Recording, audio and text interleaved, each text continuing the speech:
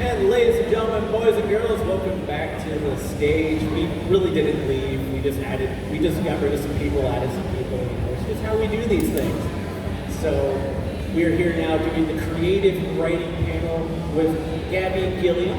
Is that right? Okay, good. I'm not getting beat up later.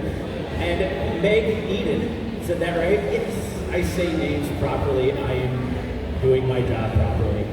So, real quick introductions for yourselves. Just let everyone know who you are, what type of books you've written, and then we'll kind of hop right into it. And then if anyone has any questions, please raise your hand. I'll run up to you and have you ask your questions to Megan and Gabby.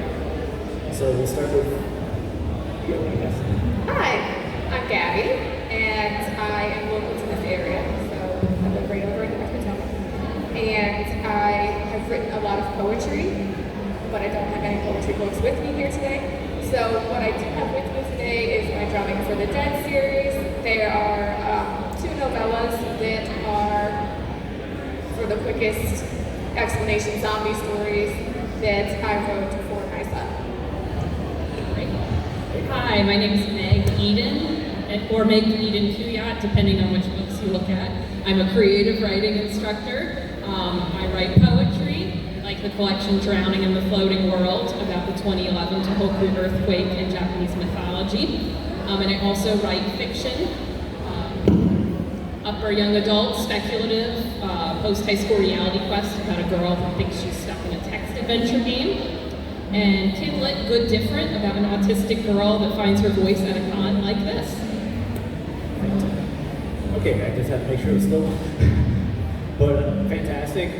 So I think we can hop right into it. Like, obviously the first question that anyone would probably ask you is, what inspired you to want to get into writing?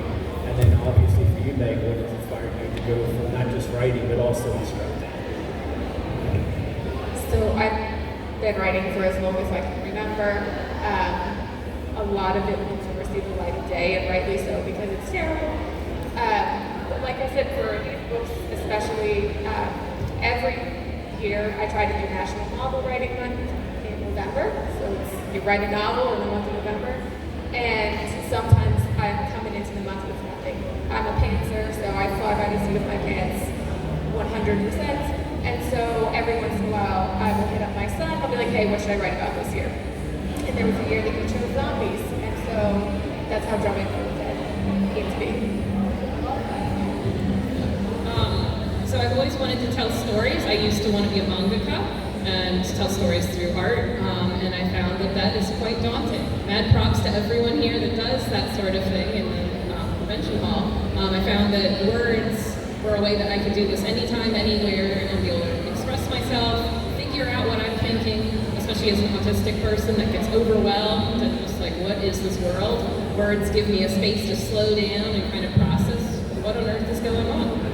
And in instructing, I guess, I had an amazing instructor that encouraged me to teach. She asked if I could teach one of her classes, and I never would have fallen into that, but I fell in love with it. So, like, I'm going to stick with the instructing stuff right now, and then I'll have you hop in as well. But, like, when you're instructing students, like, on creative writing, like, what is some of the biggest advice that you tend to give them? You know, and Gabby, you can kind of chime in as well, like, on what advice you would have for people as well. Oh, that's a good question. The biggest advice I give every writer is just to persist, because like a lot of arts, this is a hard thing and there's a lot of rejection letters. So I encourage them to keep writing and persist, to listen to feedback that they receive. So, you know, if they're getting comments and something's unclear, or consistently getting questions about what's going on, but to take that in and process. Because we all hate to get feedback on our work. We won't think it's perfect the way it is, but other readers can often give us important feedback. So those are 2 of the main things I'm often telling my students. My feedback is always very similar. It's to have a thick skin. You are going to get so many rejections before you get acceptances. When I first started trying to get my poems out there, I set a goal for myself. It's like, I'm going to get 100 rejections this year. Like, that is my goal. Because if I get 100 rejections, then I'm going to get at least 5 acceptances. Like, that's my bar. And it's just, you have to keep going out there and keep putting yourself out there. there's some persistence. And then also having a thick skin and being able to take both criticism and rejection, because you're going to see a lot of that. It's like when you're pitching a book, it's kind of like dating. There's a lot of rejection. Well, and it's like dating too, that it's subjective. You've got to find the right fit for you with an agent or editor, and they have to find the right fit. So it could be you're a great writer and they're a great agent or editor, but that they don't know how to sell that kind of work or how to represent that kind of work, and so just finding that match is really hard. And we'll get more into like what inspired you to like write. I mean, you obviously said your son inspired you to write this, but like kind of write some of the stories, create some of the characters you did in a moment. But like one thing I wanted to ask is like, have you done self-publishing for any of your books? And if you have, what was that process like for you? I actually didn't. So I've worked with indie publishers. So the publisher that published these is actually Black Press. They're in Australia. They are exclusively horror. They have recently launched, though, a speculative online literary magazine, and they did do a collection of anthology speculative poetry, but for the most part they're horror specific. But I've found indie presses are very easy to work with. It cuts out having to query for an agent. You can just approach the indie press directly. And they are just as enthusiastic about your work as you are. Like, they want to get your work out there, and they're very helpful in regard to helping you get, whether it's a poem or a novel novella. Like, they want eyes on your work just as much as you do. Yeah, I haven't self-published, but I've also worked with small presses for both of these books. And like you said, the people really care. They're doing it because they love the word and they love the books. So you get really thorough feedback, and I got to help with picking the covers, so I got to be really actively involved. But I've also worked with a large press. My latest book is out with Scholastic, and so that's been a really cool experience because they're getting into schools and libraries and at conferences and doing stuff I couldn't do. But there's less interactivity necessarily. So the cover, I love it, but it was sent in an email and they said, "Hope you liked it. This is your cover." So I didn't get to really interact or anything. So that is, and like you said, there's all these other steps too. This was like my third agent. It took 3 agents to find one to sell this. And, there's so many other steps. So there's pros and cons to all the methods. And one reason I ask about that is because like comic books, a decent number of people self-publish their comic books because not everyone's going to be able to get the Marvel or DC or IDW or Boom or stuff like that. So like a lot of people just go through a process of self-publishing themselves. I know actually a friend of mine, Mary Fan, who's an author. She's, Mary? Yeah, she's a really good friend of mine. But she's in Gen Con right now. But she, I know she's self-published a couple of times and stuff like that. So I know, like, I remember hearing her going on about the process of having to self-publish because there's just certain things that, especially like with her, like she was very passionate about it. She couldn't get anyone to pick it up, so she just, kind of did it herself on that end. Well, I mean, when it comes to graphic novels especially, Neil Gaiman is kickstarting a graphic novel for Good Omens right now. And he's Neil Gaiman. But because he wanted more creative control over what's coming out, so he's working with Pratchett's estate. And, of course, they've raised, like $1 million or more dollars. But, so if you want that creative control and you actually want to have an active say in what your cover looks like, or, what artists that you're going to be working with, or what font you're going to choose, like self-publishing is really a good choice for that because you have full control versus kind of just getting an email and saying, "This is it." Like, here you go. Now, if anyone has questions, please feel free to raise your hand. I know you were like chomping at the bit, sir. But like when you go and start creating a story, creating these characters, like what's some of your thought process besides having your son tell you what to write? What is some of your thought process like when you're creating the characters? Like, because like I know, like talking to Mary, she's like, "Oh, I had an idea, but it didn't work for this, so I moved it over here." Like, like how does that process kind of work for you? Does it work kind of like a little bit same, maybe a little different, that type of work? Yeah, for me it always starts with the character.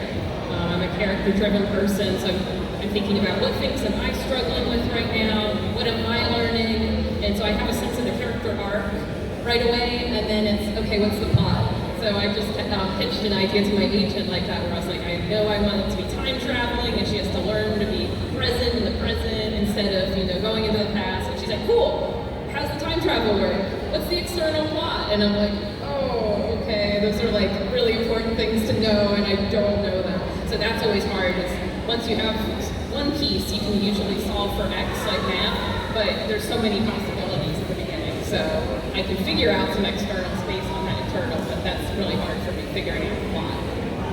So similar for me, the character comes first. A lot of times I'll hear a scene in their voice. And so I'll start with that scene. That scene is most often not where the book actually starts, but it's, what gives me the truest sense of the character when I'm going to be writing. And as I said already, I'm a Cancer, so a lot of times what I think I'm writing turns out to not be at all what I end up writing. And my characters kind of lead that. And so sometimes I'll have an idea of what I'm going to be doing with the plot, but it's just not true to the character that I'm writing, and I end up having to tweak it. It goes to a completely different direction. Now, this is going to be a tough question.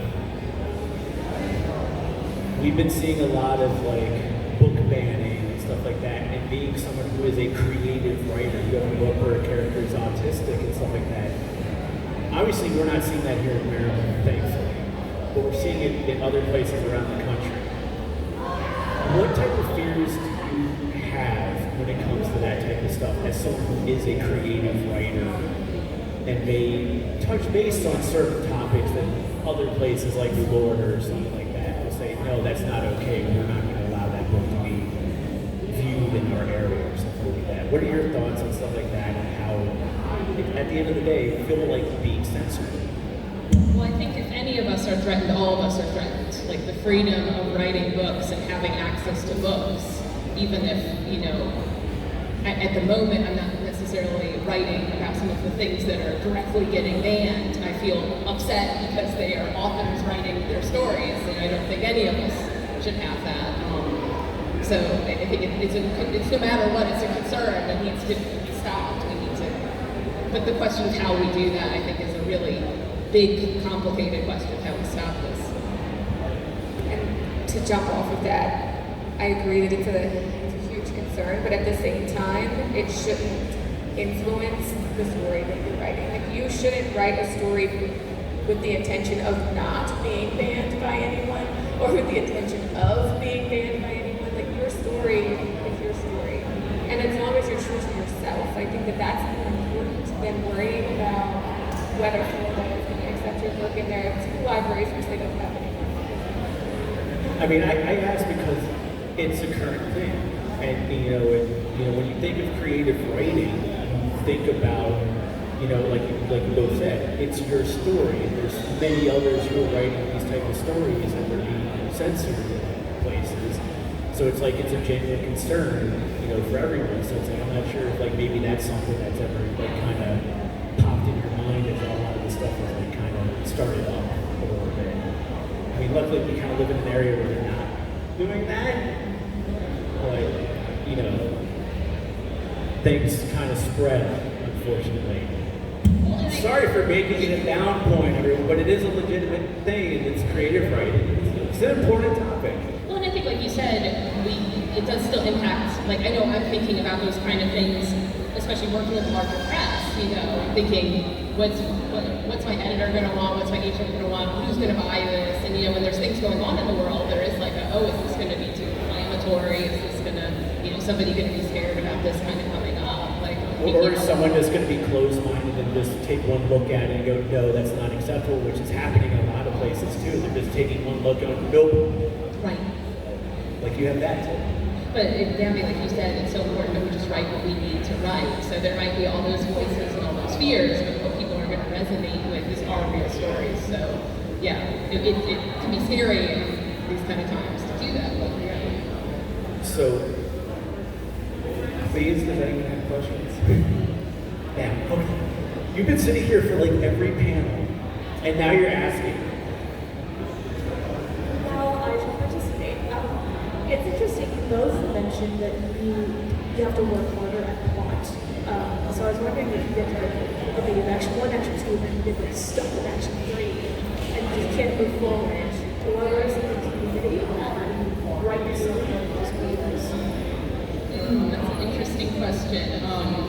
I get stuck in different places depending on the book, but I feel like the setup is often the hardest part. If I know the midpoint, I can solve everything else that happens, because the midpoint, your character makes a choice of no return, and so things naturally happen from that. But getting to that point, I'm like, okay, what is this? And that's usually I usually write like 5 times as much as I need, and I'm like, oh, okay, I found the midpoint, and then I can scrap a bunch. What about you? Similar.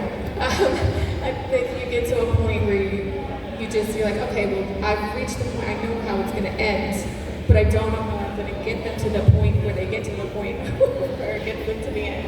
And so I think that like that middle ground between the beginning and the midpoint sometimes has to be worked a few times before you find someone that actually works and makes sense to get you to the end. Everyone's different though. Have you had any conversations about maybe having anything adapted into like film or anything like that? Not anywhere far enough along in the process for it to be exciting, because publishing is that it's like you wait till a yes, you get lots of no's, and then film, from what I understand, it's like lots of yeses, but then they can fall off. So yeah. It's funny, they're always looking to adapt books, but then it takes forever to do it.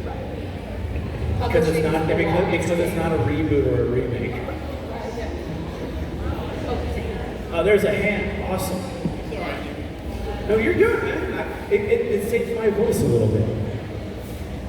My name's Andrew. I'm curious as to how much you invest on world building before and, well, during the assembly of your narrative.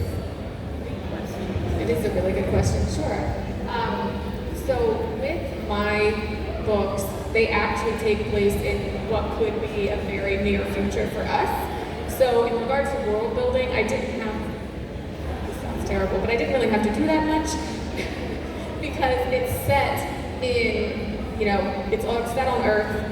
It's just set in a near future where a parasite has been introduced into the water supply. So in that sense, the only world building I had to do was to make that part of my narrative make sense. And so it wasn't a huge stretch for me. Yeah, it really varies on the story. So like I mentioned, I've got this time travel idea right now, so I'm having to front load a lot of world building, right? I need to figure out what kind of time travel, what are the mechanics of the time travel. A lot of my stuff's contemporary, so like you said, there's maybe a little less of me having to build the world, but as I go along, doing research and trying to make sure it feels real and lived in, and what are the specific details that can carry that world for my reader.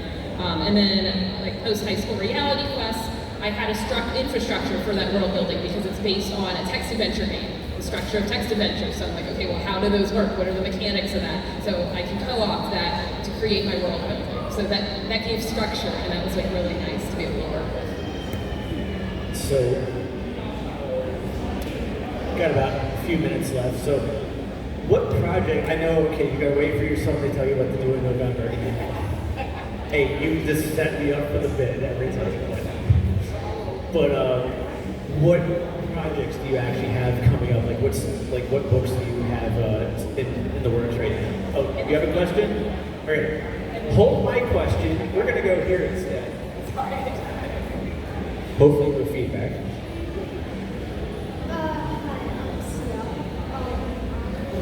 I sort of write a little, but I was just wondering, because I have trouble writing like text to people because it could be considered cheesy by the way I write it or something like that. So I don't really, is there any info or feedback that can be like used for text, like talking? Do you mean like dialogue? Yeah, like dialogue. Say it out loud. Like even if you're saying it to yourself in a mirror. Like if you're worried that it doesn't feel authentic, say it out loud and listen to the way that it sounds, because it's going to help you realize if it has, you know, like a natural rhythm, if it sounds like something that somebody would say. So saying it out loud might help a lot. That's a great piece of advice. And this one sounds a little odd, but I encourage you, if you're with friends that are comfortable with it, write it down, like how you're talking. Like transcribe a conversation, and you'll see kind of patterns of how do we talk? Like how does this sound natural? It will start training your ear so that when you're on the page, you're like, okay, I'm just going to write, you know, how we talk. But it does take practice. It feels kind of awkward and weird at first. So just keep persisting and keep practicing that. All right, and what's your name, bud? What's your question? I'm Daniel, and my question is, have you, in the process of writing your books, have your characters ever hijacked your books and taken them in different directions you never planned? All the time. Every single book. It's not a book till somebody hijacks it. Usually it's like right when I'm trying to go to bed and a character starts talking and it's like, hey, listen to me, I have something to say. And then I know a manuscript is starting because that character has that voice. If I don't have that voice yet, I don't have a book. The character voice is really where things start for me. Even if I have something percolating and I'm like, oh, I think I might want to do something with this, until I nail a character and I have their voice, it's not going to go anywhere. All right, we got our last question right here. What's your name, buddy? What's the question? I'm Andrew too. My question is, have you ever dreamed where you had your characters in your dream? Couple times, not often though. That's cool. That's cool if that happens. That's a really good question. They come and haunt you in your dreams. Yeah, I would say it's very rare. Like, they pop up in my thoughts all the time. Like, I'll be driving and they'll decide that they, you know, have something really great to say and I have no way to write it down. But I would say it's very rare that they actually appear in dreams to me, but I might get like some plot or something from a dream more so than have my characters appear in it. Yeah, same. So with that, we're gonna do rap. Oh yeah, okay, what we're gonna do is we're gonna morph it now into two things. Where can people find you on social media? And then also, what is some upcoming projects you have coming up? I'm on a lot of the social media. I'm trying Threads, not really super confident with that yet, but on Threads and on Instagram, I am Pixie Poetess because I do write a lot of poetry. I'm on Twitter as Pixie Crafter, and I'm on Facebook as Gabby, Gilliam Author, so I'm probably easiest to find there. I'm one of the founding members of Old Scratch Press, and we are a short form publisher, and so I do have a chapbook of poems coming out with them next spring, and that's probably going to be my next big project. You can find me at megedenbooks.com, and that's got links for all my social media. You can find us here. Both of us are in the back by the doors. Our tables are... we're table neighbors. Yeah, we're table neighbors. So check out our books here, and feel free to come by with more questions. And exciting projects. I have names, but I can't announce them yet. So stay tuned on my website, because it's obnoxious with traditional publishing. They take months, and they say, like, you have a thing, but we can't talk about it yet. So. Gotta love NDAs. Yeah. NDAs are the bane of existence sometimes. So with that, thank you so much. This has been the Creative Writing Panel. In a few minutes, we're going to be doing it. I'm so glad I wrote this down on my badge. For all of you that don't know, I've literally been on this stage since 10:30 this morning, and I don't get to leave it until 2. What you don't see is I have an ankle monitor that monitors if I leave the area or something. Next up, we have mental health and anime. So if you're a Rick and Morty fan, this is probably the panel for you when that comes up. So thank you so much, and we'll see you in a few minutes for our next panel.